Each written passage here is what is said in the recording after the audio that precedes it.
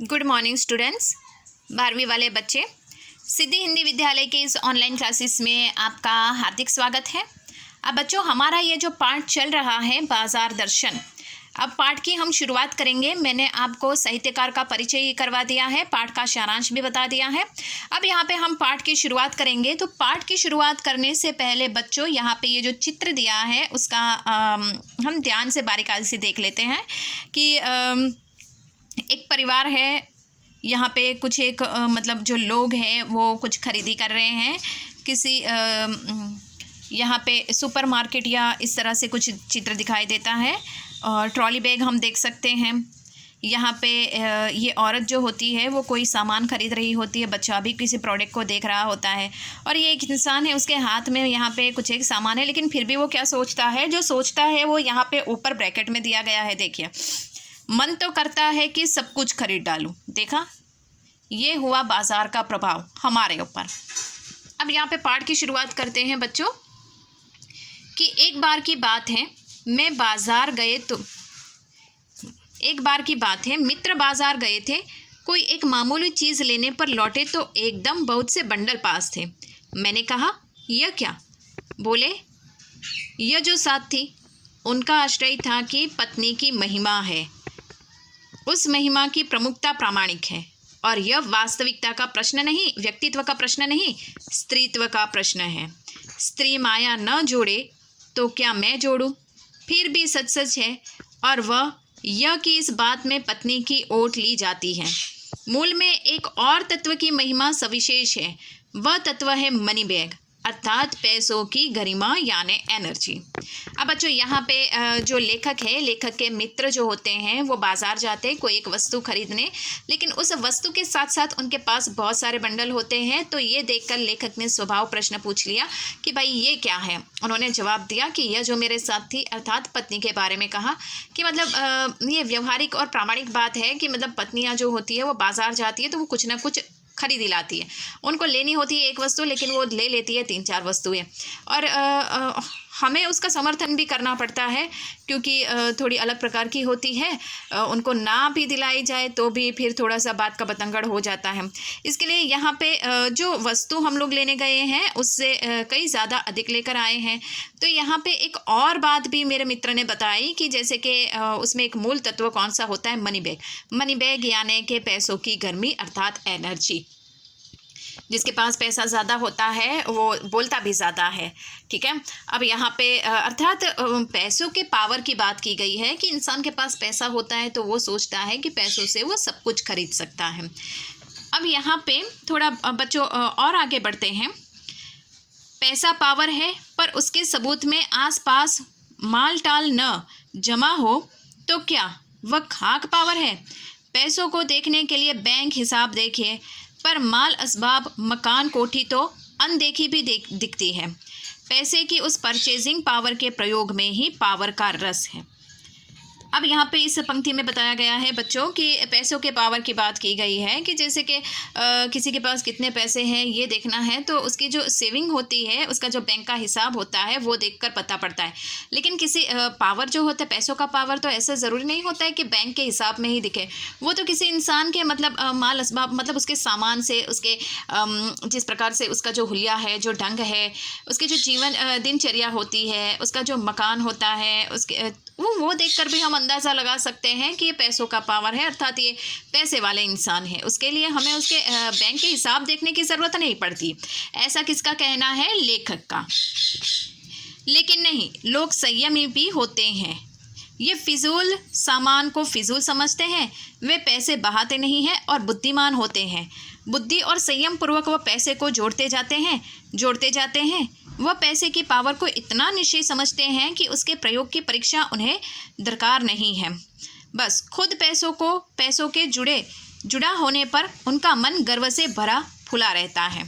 अब यहाँ पे लेखक ने बताया कि कुछ एक लोग ऐसे, सब लोग ऐसे नहीं होते हैं जो पैसों को खर्च करते जाते हैं। कुछ एक लोग ऐसे भी होते हैं जो बचत करने वाले होते हैं।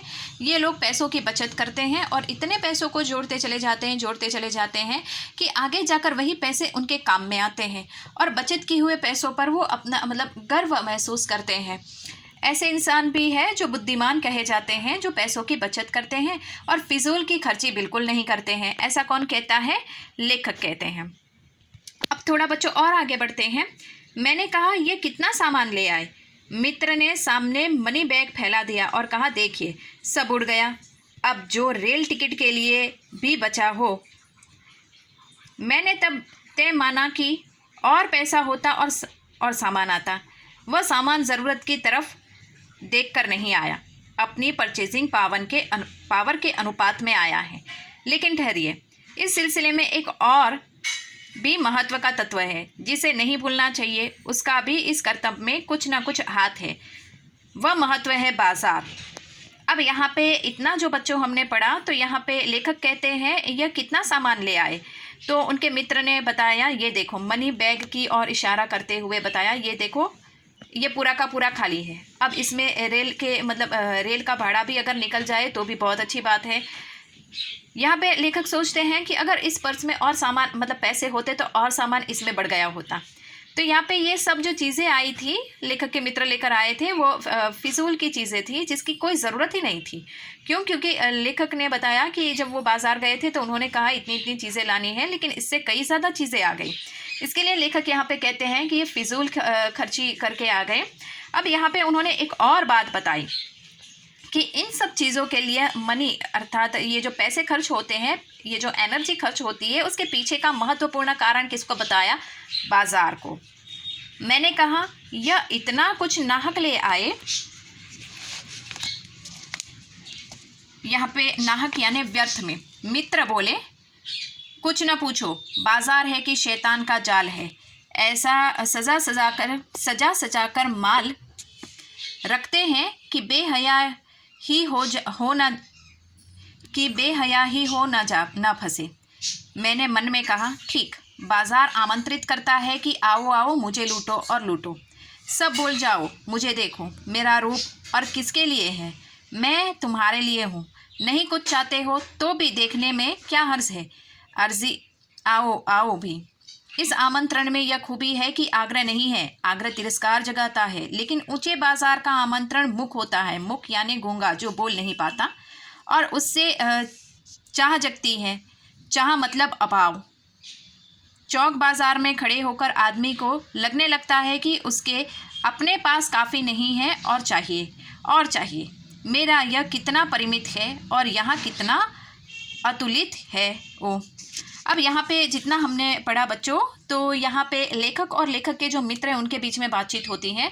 उनके मित्र ने कहा कि ये तो बाज़ार जो होता है वो एक शैतान के जाल की तरह है।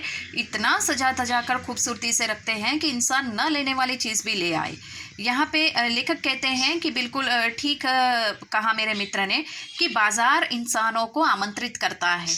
अब बाज़ार जो होता है, प्रोडक्ट, मैंने आपको आगे भी बताया ना पाठ के सारांश में, कि वस्तु बोलती नहीं, उसकी ज़बान नहीं हो तो मुख होती है, वो कुछ नहीं कह पाती है, लेकिन फिर भी उसको इतने सुंदरता से सजा धजा कर रखते हैं कि वस्तु जैसे बोलती है अपने अंतरात्मा से कि आओ मेरी और देखो, मुझे ले जाओ, ऐसा।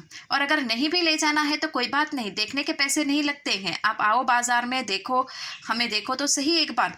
ऐसी जैसे कि वस्तु हमें चिक चिक कर बुला रही हो, उस प्रकार से ये बाज़ार में जो सजी धजी, लेखक का कहने का मतलब ये है कि बाज़ार में सजी धजी वस्तुएं हमें अपनी ओर इस तरह से आकर्षित करती हैं।